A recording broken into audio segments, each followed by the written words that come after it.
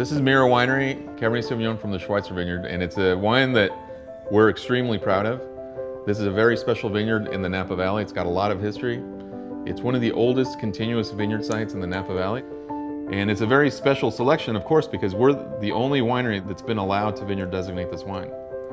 And we ferment this in French oak tanks. So we're the first ones to have these tanks called top techs from this producer called Taranto. It's a French cooperage in Bordeaux. And they're 5-ton tanks, and we got 3 5-ton tanks specifically for this wine so that we can ferment it, so that we can leave it in contact with the skins and maceration as long as we needed to, and still have the benefit of wood from the very beginning. We press it, we go to barrels, 100% new French oak barrels, and it stays in barrel for 24 months. You know, we feel we're confident that we belong in the company of the greatest wines of the world as well.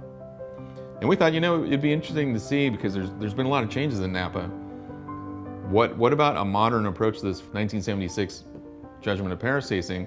What about selecting some of these, what are now considered top wines from Napa, and comparing them to what are still considered the top wines from Bordeaux? Bordeaux's got the 2 different sides of the river. Let's do 2 from one side, 2 from the other. Napa, we wanted to include the top area, so we thought, how about 2 from Oakville and 2 from Stag's Leap? You know, we're not looking to see if the wines taste the same, but from a quality point of view and from an excitement point of view, are these newer wines equivalent to these great wines of France? So the first step was selecting the wines. The second step was getting judges, and we reached out to judges all around the country. We wanted to have a diverse group, master sommelier, advanced somms, wine experts. 11 people came to Charleston, actually on the day of the 40th anniversary of the Judgment of Paris for the Judgment of Charleston. And they were asked to do 2 things. One, rate the wines on the 1 to 100 scale, and 2, rank them in order of preference. So this is how the wines were rated. So we were the top scoring Napa wine, which we're very proud of.